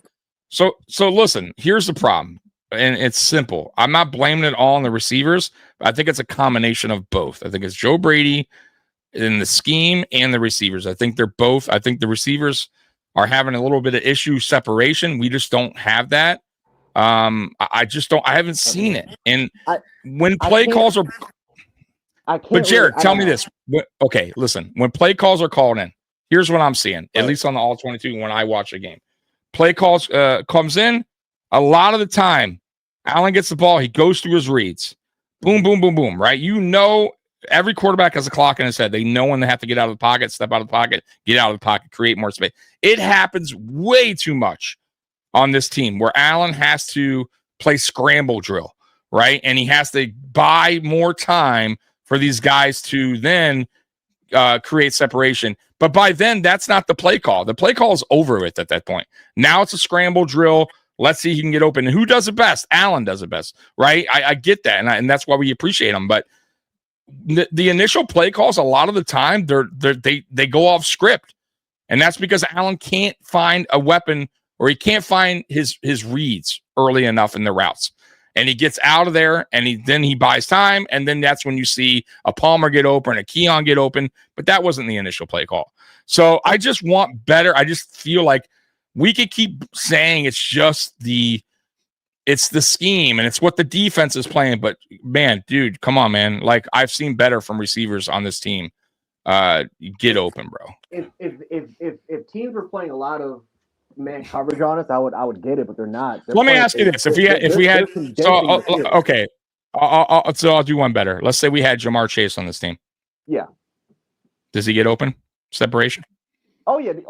And let's say we had Jamar Chase though. I know we don't. That's my point. It's not even Jamar Chase. Name some good receivers that aren't great that you would love here, that you think that could provide a different spark to the receiving room. You telling me they want to get open?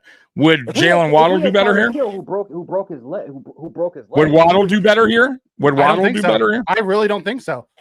I think Waddle would be our number one. Absolutely. We don't have a number one. That's the thing, Tommy. I know. We doesn't say we're not gonna have a number one. But that's bullshit. I don't want to hear that. If you listen, and I'll tell you what. I mean, the game proves it. Like, Mikey, no, it doesn't. I'll prove it. But then you watch the oh my god.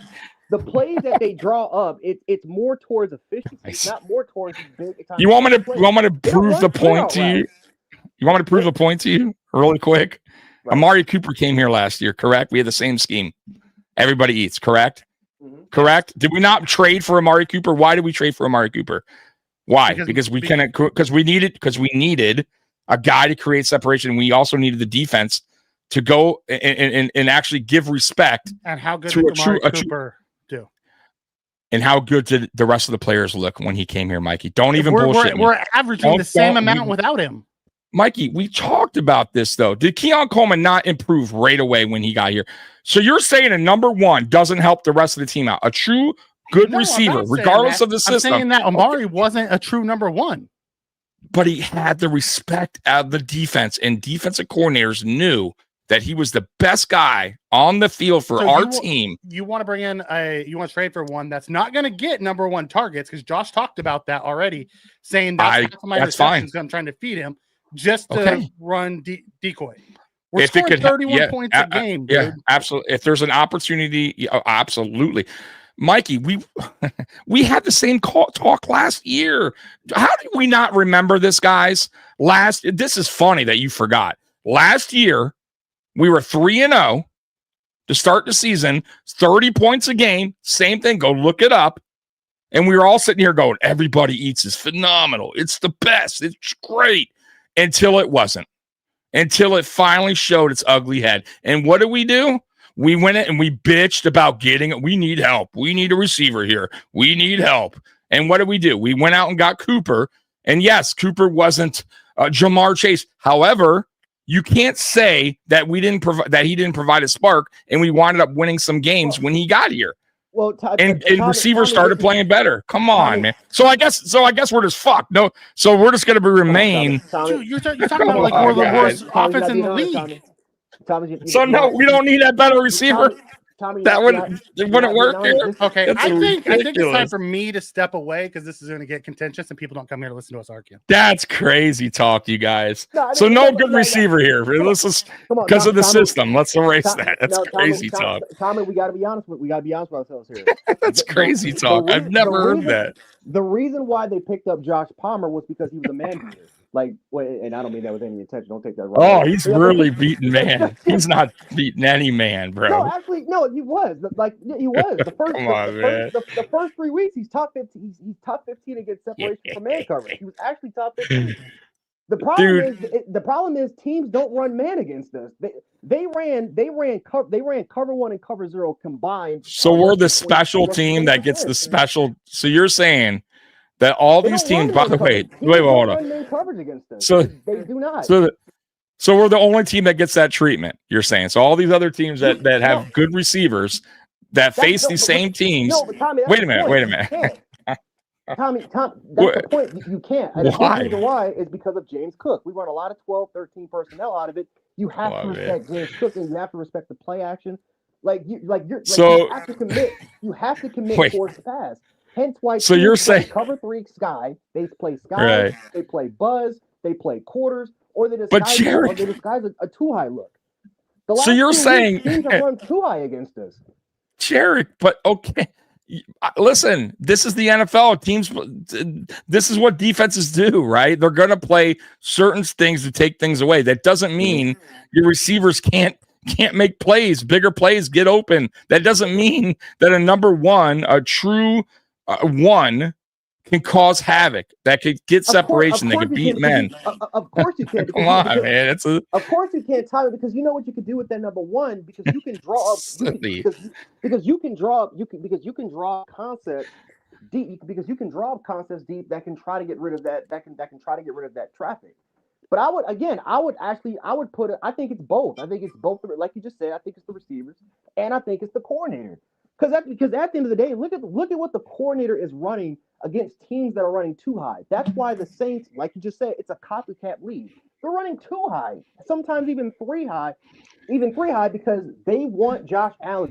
They do not. If they did not respect our ability to get open deep, they're not running that coverage. You're not running that coverage. Yeah, Mikey's done. I guess Mikey's done. He wants to end this, so we're gonna end this. We don't want to go too deep. We're special. We're a great team. We got the greatest receivers in the world. So let's just. That's such a conversation. Apparently, we're just. Yeah, I like it too, but he didn't. So look. At the end of the day, if y'all think our receiver room is great, cool. If you think a better receiver wouldn't make any difference here, that's your opinion. I mean, good. I'll go with it, man. This is what frustrates me with you, Tommy. Right here. This is what frustrates. It has to be all or nothing with you. You can't be in the middle anywhere. That's my biggest issue. But wait a minute. Hold on, Mikey. You're saying because of the Joe Brady scheme that this is the best we're going to get out of our receivers, no matter who we bring in here. That's what you're kind of saying. No, correct. What I'm saying is no. That's not what I'm saying. Not what you're saying. Okay, what are you saying? I'm saying if you bring in a Jamar Chase, he's gonna be an alpha. I'm just throwing his name out there. It doesn't mean if you go get an alpha, go get a St. Brown, any of those guys. I'm saying if you bring in Jalen Waddle, they're not changing the scheme for him. Okay, so I'm glad you brought up St. Brown. So the Lions, they have a good running attack, correct? Correct. Okay, we do too, right? Correct. We're based on okay. I'm with you on this. They have good receivers, correct? Correct. So so you don't think defenses look at that team and play them a certain way too? But it goes and back how to the are scheme. they? How are their okay? Right. So is our scheme not? So how come the Lions can generate plays? Right. The receivers can be playmakers, big good yardage, get separation for Goff, who's not, by the way, a Josh Allen. Right. And their running backs can also do damage. We're just thinking. So if it's scheme, I get it. But if it's just scheme related, so then what does that mean for us? So you're telling me we couldn't? You can't. But why couldn't we be that? But my point. Well, okay, here's the relation. Let's just take this year by itself. St. Brown, because if you bracket him, then guess what? J-Mo's 101, or even sometimes you leave it with the date. Let's go back. So let's just take this year by itself. Go back and watch some of the all 22. Josh is taking the underneath when there are guys running deep. Josh is taking profit because that's what he's been told to do. Take the 5-yarders. You see Kincaid running by himself. He's taking the early profit versus the bigger play. What if? Because that's what our scheme is. What if we could somehow, like, just in a Madden world, trade everybody from the Lions to here, receivers and running backs? Do we still have the same problem here in Buffalo? Yes, do receivers still getting minimum yards? What the scheme is. Oh, so then I hate the scheme. I'll take then I don't like it. That's ridiculous. You hate the scheme for a scheme that's putting up. If you're saying if we had if you're saying we had that kind of talent and these guys, these talented maybe players, Joe Brady does different. I don't know. Maybe Joe Brady's scheme is built to what the guys are. I don't know. But you have to see a difference. Even when Amari came last year and he had the respect, we still ran the same scheme. But so let me ask you this, and we'll get out of this conversation. Hypothetically, let's say somehow, some way, we were able to get a Justin Jefferson, and he was getting 30 yards, 25 yards, 40 yards a game here. Would you go, damn, that was a terrible trade? Or would you go, what the fuck is it? What are we doing? Why is the scheme? Why aren't we dialing things up? If Cook is if Cook is dropping 100 yards a game and touchdowns, and we're winning 33 to 19. But against right, I understand that. But we're talking January 40, football. We're talking about 41-40 against the Ravens week 1, and Josh. Right. Well, they all stepped up then when we asked them to. Right, but we're talking going to the Super Bowl. Right, we're talking about a Super Bowl caliber team. We haven't seen it. We have no idea what it looks like in the playoffs because the one year we had good receivers, we lost a shootout. Right. I get in a shootout. Right. I understand that. And you said yourself that was the best offense you've seen from this Buffalo Bills team, correct? That was the best receiver room we've seen from this Bills team. But it was a very good offense. I think that was the best team we had. That year. Okay, but it goes back to scheme. I don't think the receivers are as bad as you think they are. I think you're frustrated with the amount of yards, but we're throwing 22 times a game, Tommy. What are you? I never said but I didn't say they're bad. I think we got a lot of B and B plus receivers. There's not, and I'm with you on that. And I'm not even saying like, oh my God, they're so terrible and we can't score points. Clearly, we're scoring points, but my thing is, I look forward to January and look forward to getting into February and. Can this receiver room actually step up when a defense eventually, because you will face a defense that's a good run defense, stop that run? And then we have to be forced to go through the air. Can these guys, do you think these guys will step up? That's the question. That's the $1 million question. Okay. Well, we've seen them have to step up 1 week, and they did. Half a quarter, but yes, okay. You're right. Still, you are right, and it matters. I'll give you that. Outside of that one game, we've thrown like 20-something times a game, and that's it. That was the one game in the second half where you had to throw. You were forced to like notice how much spread they played that game. You had to throw, and look at the pass. Look at they were running daggers. They're running deep post. They ran so many deep passing concepts. In that fourth quarter, they weren't, and again, they weren't doing it in the first quarter because that wasn't a part of the game plan. The game plan changed in the fourth when you basically asked Josh, go out. You just go out and do your thing. Do you think defenses respect our receiver room? Yeah. Because you're not playing. Yeah, because you're not playing 2 or 3 high. I think they respect You're not Josh. playing 2 or 3 high. Josh, yes, Mikey. You think, but Jarek, do you think they treat our receivers the same they would treat the Lions receivers room? No. You think they treat them? Okay. But Right. the Lions also have a bunch of high first round picks. I get that, but I mean, there's around the league. There's decent receivers. I'm just saying, and every team faces defenses that were good game plan for them as well, right? When you got 2 good receivers, you throw it like you listen. The Bengals, when Burrow's they throw it all over the yard. I'm not saying that we need to do that. I'm just saying there's nothing wrong with adding extra help to a receiver room that's a B. I mean, what's wrong with that? Like. There's nothing wrong. That's only going to help. You guys don't agree. I don't see why. Well, here's I don't see how that. I just don't get it. I don't disagree with you on some of like the Palmer signing. I would much rather take in Torrey Horton and not paid Palmer the $13 million. I would have run through the draft. Absolutely. You know, I'm with you on that. Now, if I'm going to trade someone and bring on someone who could truly help this wide receiver room, it's going to cost me 18 to 20 million, and I'd much rather go get a Dexter Lawrence or a Hendrickson or someone that's going to help this defense. You would think, but then we go back to what your point is: scheme.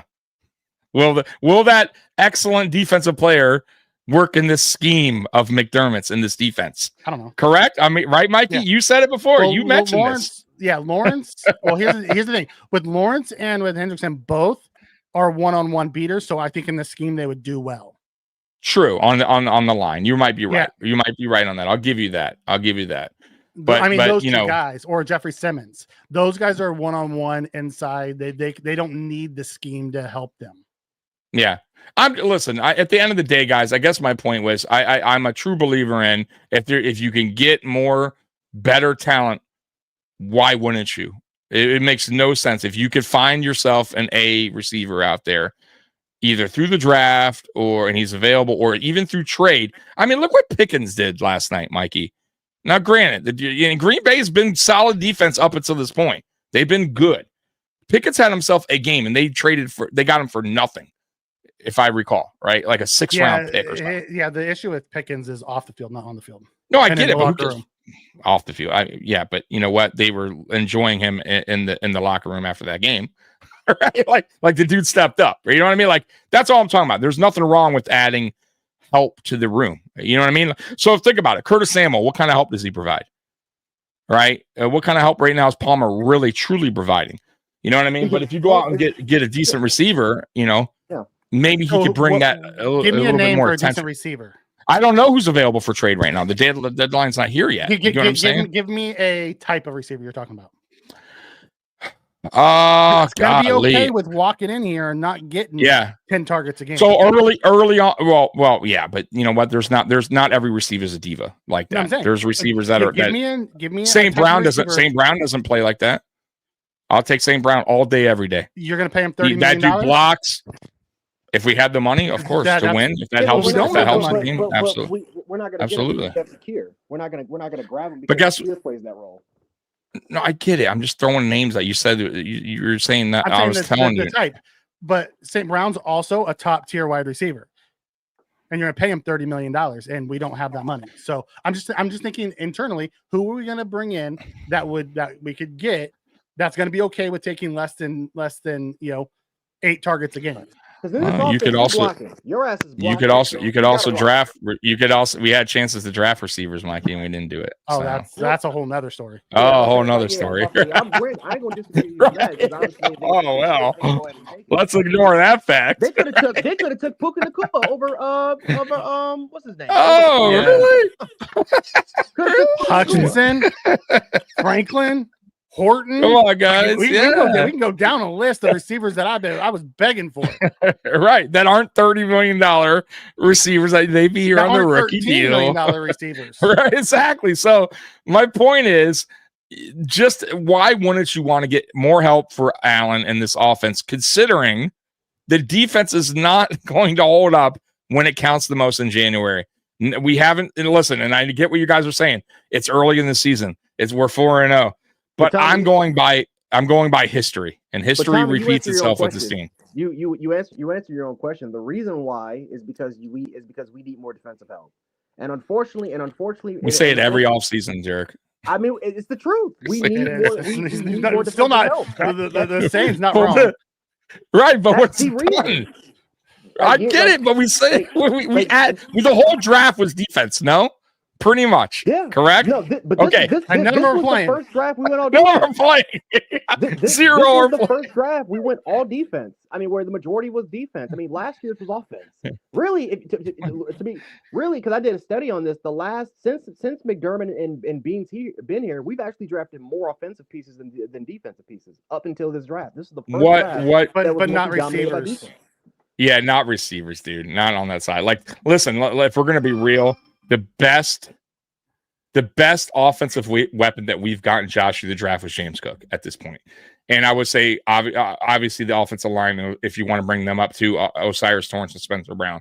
Outside of that, Gabe Davis was a 4th round. I liked him, but he was who he was. Outside, I mean, who else? Name another guy that they went out and was like, dude, this guy, we have to trade up for him. They tried Kincaid, right? And that's not really.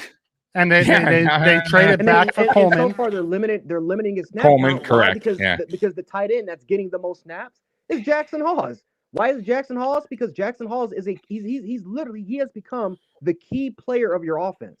He has become because we run. Defensive players are talking about. Correct. I want to hit one comment. Yeah, go ahead. It says you're literally arguing that more talent is inherently bad for the offense. I am not arguing that. I am arguing against paying $30 million for a minimal upgrade to what we have today. But see, I don't think you necessarily need to spend 30 though, Mikey. We just talked about it. They could have went through the draft and got some of those receivers. No, I'm saying there's other ways around it. And I'm okay with it. If we go into the draft and grab one, I'm okay with that. I would be perfectly fine with that. I asked for that last year. I was begging for Gordon through the whole draft. But let's say hypothetically, now I don't know the teams out there that are struggling right now with decent receivers, but let's say trade deadline comes up. There's a guy that is contract's not that bad, right? It's doable. And you think the guy could help. Would you want, if we're kind of still at this point, want the Bills to try to get somebody else to help out on offense, or will you just pass that up? Let's say it's a guy that you really like. I'll never say no to help. But here's the question. If you're going to go get him, who are you letting go? You going to let Shavers go? He's a special teamer. I would definitely try to. I would hope they would take. I would pray to God they take Curtis, though they're not because of the contract. Yeah. But listen, there's always a way to make a deal. I mean, look, we just talked about Pickens, right? I think they gave him a 6th-round pick. I mean, I don't know what his contract is, but would you have made that deal? Rookie year deal. I told you I would have made that deal when Pickens got him. I would have made the deal for Pickens. Exactly. So the talent wise, the dude's an elite talent. Problem is he doesn't fit in a lot of locker rooms. I get that, but you know what? Our locker room's pretty solid, man. I feel like if we got a guy here, and we talked about this, Mikey, with Wilkins. Let's say hypothetically Wilkins is healthy, right? And there's an opportunity to sign Wilkins on the cheap for 1 year, right? Half a year, whenever he comes in. I would do that in a heartbeat. Let's say he doesn't work out. Let's say he's a locker room guy. I'd take him in a heartbeat. In a fucking heartbeat. Tommy, that dude. If you heard the story, but let's say if you have heard the stories of what that man has done in the locker room, I promise you. I get it, but let's take the locker room aside, Jarek. Let's just say let's push that to the side. Let's push it to the side real quick. Talent-wise, I'd take him. Right. So let's say you sign him, hypothetically, Jarek. Let's say we did make the move, right, Mikey? Let's say we make the move, we bring him in here, and he is everything that he was that we know he could be, right? The talent that we've seen. Right. And let's say he doesn't do any of the locker room shenanigans because he's trying to get on another squad and get paid again. Like he's young. You would think. Now, I'm not saying he couldn't. He could go totally against it and be a weirdo. But don't you think that the Bills will go, you know what? Fuck this. You got to go. Of course they would. Sean McDermott in a fucking heartbeat. They let go of Diggs and they owed him money. You don't think they would let a guy go for a 1-year deal that's barely getting paid? They probably going to pay him nothing. Maybe they've already done the due diligence and realized that it's not going to No, I get that. Because there's been two teams now that have walked away from him. No, I'm saying if everything was good, clear, we don't know the whole story with them. Mm-hmm. But if my point is, there's no way, Jarek, you would go terrible if he's providing that on defense, what he can. you wouldn't be thinking about, damn, I wonder what he's doing in the locker room right now. Like nobody would. You would go, damn, look what he's doing out in the field. You get what I'm saying? Like sometimes we gotta kind of understand it. From a fan perspective. Exactly. Now, if we saw Josh comes out or somebody comes out like, I can't play with this fucking guy, then I get it. Like he's distracting a lot. I'm cool with that. I totally like. But if we don't hear that, and the guys, and how many players have had bad reps and winded up, playing good and not having. Look at Pickens. Pickens fit right into that Dallas locker room with no issues. But I ain't gonna lie to you. I would rather have Pickens than Wilkins is doing. Oh, I can't say it because we're on live. But Wilkins was doing. No, I get it. Trust me. We know. I don't want that. I don't think Josh wants any part of Wilkins. Honestly. No, I don't either. I totally get that, guys. I was just making a point where maybe him as an example. There's a lot of guys out there that've had some checkered past. It. There's stories out there, and they've changed. They turned their lives around. Listen. I would never pass up on talent if I felt like they could provide something for this team to get us to a Super Bowl. Regardless, you always can give an opportunity, right? And some people they do turn them. Look at Mike Vick. I mean, I hated Mike Vick for a minute, and Mike Vick came back, and he was a solid teammate, man, for a long time. He never had any issue with Ndamukong Suh. Ndamukong Suh was one of the worst teammates. You're right. Albert Hainsworth. Like, there's been a lot of really scummy people that ended up in the right situation and it helped them. Exactly. So. Look at it. I'll give you another one. Antonio Brown, probably the biggest nut job ever, goes to Tampa, wins a Super Bowl. And do you think Tampa fans now are going, oh my gosh, they don't care. They want a he helped win a Super Bowl. Yeah. So like, dude, I absolutely, if the talent can help you, fine. Afterwards, he got what you find a way to fit him in the locker room where just don't blow the things up. Then I'm good. Right. And Tom Brady wasn't going to let that happen. You know what? Your goddamn, secondary co-host started a fight. Oh, Jesus. Bills Wire. You're right. Was it Bills Wire? Yeah, talking about the stock down for the receivers. That's what it took it down a rabbit hole. You're right there. Look at damn you, Bills Wire. That started a whole fight. Was that the last one on the stock up, stock down? Sons of bitches. Yeah, and then the grades. We'll go, and then we'll get out of here. We'll do the grades. Okay. We'll run through it. Yeah, it's all their fault. It wasn't my fault. All right, here we go. Report card. Never your fault, Tommy. It's never my fault. Leave me alone. All right. Report card here. All right. Pass offense B-. Agree or disagree? I would say agree because they didn't really do anything. I mean, Josh was at 70%. I mean, early in the game when they threw, they did really well, and then we just kind of went away from it. Yeah. I agree. I'll go B-. Yeah, I mean, I give him a B. They were fine. Like Josh was what 16 to 22 right here, 209, 2 touchdowns and an interception. So B-. It's fine. I mean, it could be better, but fine. The Khalil Shakir play was just unbelievable. Outside of that, and the play to Kincaid was fantastic. There was a couple really good plays to Coleman. Mm-hmm. But outside of that, it was just uninspiring because they didn't ask him to do it. Run offense, no. I'd give him an A. Run offense was really good. Yeah, I'll go A. What do you think, Jarek? A on run offense? Is he here? Yeah, he's there. Yeah, I'm giving. I'm gonna give it an A- because Joe Brady.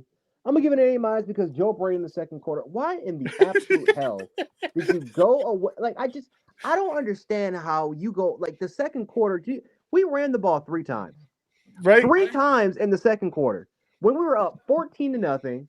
Right, the Saints defense they're playing with heavy boxes. They're playing with heavy boxes, and then they went away from it to play more lighter boxes to a point where their coverages are literally dropping back into zone as soon as we didn't run the football because they didn't. We did not attack them in the second quarter. It's ridiculous. It's absolutely ridiculous. Yeah. So ultimately, I think Joe Brady played a big reason for why the Saints got the momentum. I think he played a big reason as to why they even got back in the football game in the first place. We should have just kept running the football. Didn't have to be with James Cook because you don't want to overload him. But Ray Davis 2 carries, Ty Johnson 1 carry. Like what? What's weird? What are we doing? I'm with you. What's weird though on the run offense to go on that because we talked about. I was on Dan morning with Dan Mitchell this morning, and we were talking about Ray Davis. And I think it's a little combination of both. I think he's just not getting enough carries, and when he does, pounds, kind of Tommy, that's why. He dropped 20 pounds, and so exactly, which is hurting him. It's hurting him between the tackles, exactly. But too, though, not to mention though, if you go back to last year, he had more opportunities. I felt in the offense. Even Ty Johnson, I don't feel is like a big part of the offense like he was last year. I thought he was used way better in the offense last year. And you're right. They got to be careful with James Cook overrunning him. They have to. But the problem is Ray Davis as well needs to. Whatever he has to do, if he has to gain weight, if he needs to, I think his vision this year, I think is taking a how will we know? He doesn't really have the time. Well, I think where the vision the is, patience isn't there either. I'd say it's Ty Johnson that I've been most disappointed with running. Him absolutely. But the thing is, though, I don't think either. Ty Johnson, I think complements this offense, Mikey, because he does a little bit of everything. Right? Like, but Ray Davis, I just feel like we need a bigger back. I'll be honest. We need a bigger north to south runner that complements Braylon Allen type of runner. Exactly. The guy from Miami. Some bruiser. Had opportunity to draft it. We just don't want to do it again. I'm with you. There's a lot of opportunities to draft a lot of things. Keys comes in and says, what happened to the RPO? They don't want Josh taking the hits. They've changed the scheme so Josh doesn't run as much. They want to break that towards the end of the year because Josh talked about how last year was the best he's ever felt after a season. And and it makes sense. The less they want him to be hit. And they may save that for playoff time. To be honest with you, they may be, which makes sense, right? You want Allen to be as, healthy as he can be, right? Heading into the playoffs. Scatabo would have been a Scatabo and Cook together would have been beautiful. Yep. Next grade, Mikey, guys. Pass defense B+. Okay. Yeah. You're good with it? Okay. I mean, you gave up 130 yards on passing. Yeah. C- run defense. Yeah. I give it an F. Oof, man, cheers. I'll give it a D. I'm a nice guy tonight. I'll give it a C- because there was some really nice run stops there. And we didn't get gashed as bad as we have been in the past. We didn't get gashed. It wasn't great by any means. I think where the F comes from is the ability to contain a freaking quarterback. That was I'm with you, Mikey, because we didn't give up a lot of big plays to Kamara at all. Like there wasn't a big, huge, long run that really got us. It's the same crap, man. It's the same crap. Your edges, mostly Bosa and Solomon, can't. Bosa and Solomon, yep. And Bosa has this bad habit of crashing down and not setting the edge. Yep. He does, and he just can't. He'll take the inside move, man. But when it comes to you know why? Because he's so like with the Chargers, they didn't give him that responsibility. No, he didn't give him that responsibility. He hasn't done that since college. Yeah. Yeah. Special teams B. What do you think? Hell no. I don't think so either. I'm giving him maybe a C-, and that's me being nice. I think the coverage has been terrible. I mean, outside of Prater, the rest of them, like even Ferguson struggled this week. He did. You're right. He did. And our coverage is terrible on kickoffs. It's never good. The return game wasn't great. Either one of them. Nope. And our punter is terrible, by the way. And he's not our punter anymore. You're not our punter anymore. Yeah, get a new one. But boy, to be honest with you, Mike, you know that was what was the point of bringing this guy here? Like he did nothing more than the other guy. Like he kicked 40-yard punts too. I don't even understand what was the other guy was fine. I wonder if they bring in Stonehouse because he came in and worked out for us. Bring a guy that could kick 50 yards at least. Good Lord. But what version of Stonehouse do you get? That's the real question. That's true. Yeah. But, either way, we're going to have to figure out something because this dude is done. So, I would not give special teams a B. What about you, Derek? Would you give it a B? No, I gave it an F. Special teams? I'll give it I give it an F. That's an F. I give it an F-. I'll give it a D. I'll give it a D. Right? Keys, bring back Zach Davison. That motherfucker kick it 60 yards. Yeah, you're right. You're right, Zach Davison. I think he got picked up though. I think by somebody. I thought. Coaching B. Okay. I give it. You're gonna stick with B. Like his timeouts were just like god awful. Yeah, you know, I give it a C yeah, plus. yeah. I give the coaching a C Yeah, plus okay, I'm with because- you on that with the C plus because C this plus, coach. 'cause Joe Brady. Now- Come on, man. What do you- Yeah, like McDermott by himself. Like I understand both timeouts. One, we only had 10 men on the field, but that's a coaching Correct. issue. So I understand why he called the timeout. The other one, he was too busy yelling at the ref. So Yeah, that was all about. By the way, that 3 other plays into the second half. Yeah, the other timeout, the referee thing, where that was clearly all about him and wanting to yell at the ref. It had nothing to do. I mean, I think it was wrong. Bosa. The ref Bosa was wrong. yeah, I get it, but at that point, the play is happening.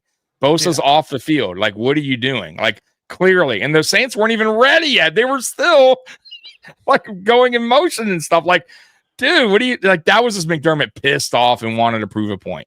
And what did that do? Nothing. It just cost us a timeout. Yeah, I'm with you, Sven. I know it was 10 men. That's why he called it. Still didn't like it. Yeah, that's different. That's I a get coaching that part. issue, though. I'm not saying that's McDermott's fault, but that's a Right. coaching issue. Right. It should not happen. Like, why did that even happen to begin with? And that's it for that. That's And I'm with you on that. I understand both the timeouts. I don't like them because I feel like they're both coaching issues. The refs. Yeah, but the second one spin, I don't agree with at all. Bosa was clearly off the field. He didn't need to do that. He knows he didn't need it.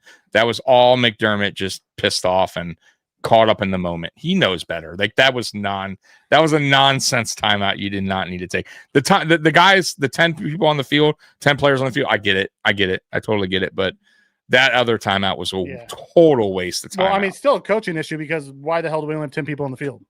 Where's part? Where's the coach that's supposed to make sure we have 11? Right. What are you doing here? Right. And that also goes to the younger guys though, too, on the team too. That's kind of the newer guys, younger guys making mistakes. So no, I get it, Sven. I get it. I still don't like it. Yeah, we get Sven. We're like, we understand. That's our point. Like McDermott was right. We're not saying he was wrong. However, who cares? The refs don't give a fuck about if they feel like he's right. The timeout's already called. They're not going to be like, you know what, guys? He's right. Let's just give them that timeout back. Like, no, that's it. It's a fucking waste of a timeout. He could have yelled at them at the TV timeout or something, to prove his point. By then it wasn't going to change. That's like yelling at an ump after he called somebody strikeout. It never does anything. It's still a strikeout. Yeah. What does that do? Keys, they're not going to pick up Davidson. It doesn't matter. Davidson's not going to be our punter. They're going to go get they're going to go get an punter. That would be so us. Let's go get Zach Davison. Yeah, the refs have been pretty brutal all year. No, they've been up and down. I don't know if they've been terrible, but they've been up and down. Okay. No, they don't, Spin. Bosa was well off the field. Go rewatch. Even the announcer's like, dude, that guy was well off the field when McDermott started calling his timeout. He did get called one later in the game. Yeah, for being 12 man on the field. Yeah, but that's different. We're talking about right there. That play, Bosa was clearly off the field. He called timeout. Yeah. Anyways, let's get to the real men, and we're out of Real Men of Genius. Right. We're out of here. It's been an eventful show. Absolutely has. But guess what, guys? We're 4-0. We are 4-0. Tonight was just pissed off, uncensored. We're just gonna. This is what you wanted with the uncensored, though. I did. Uncensored emotion. Yeah, say it how you want to say it. Say it with your chest.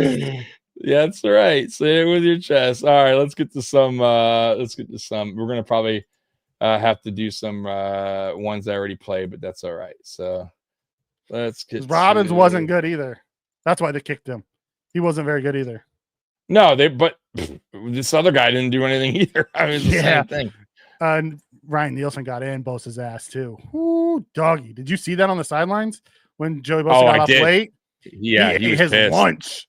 And Bosa knew he was quiet. He took, but Bosa took it like a man. He understood. Yep. He understood. All right, you ready? Tommy can't be happy. Listen, I am happy. That's not the, I know this team can win games. Like I think we all do. That's not the point. The point is I know what we're capable of. I know we're a January football team, but we want a February, right? Me and Mikey don't want to sit here in the offseason and talk about what can we get on the defense again. Like Jesus Christ, we're gonna. It doesn't matter. We're going. Come draft time, we'll be like, okay, is this the year they finally take a one tech? We're gonna get an edge this time. We're gonna get a one tech this time. We're gonna do all these fucking draft parties, and nothing's gonna change. Yeah, I'm with you, Sam. Right. As they say on McAfee's show, this show stinks. Yeah. All right, here we go. Just yelling at each other.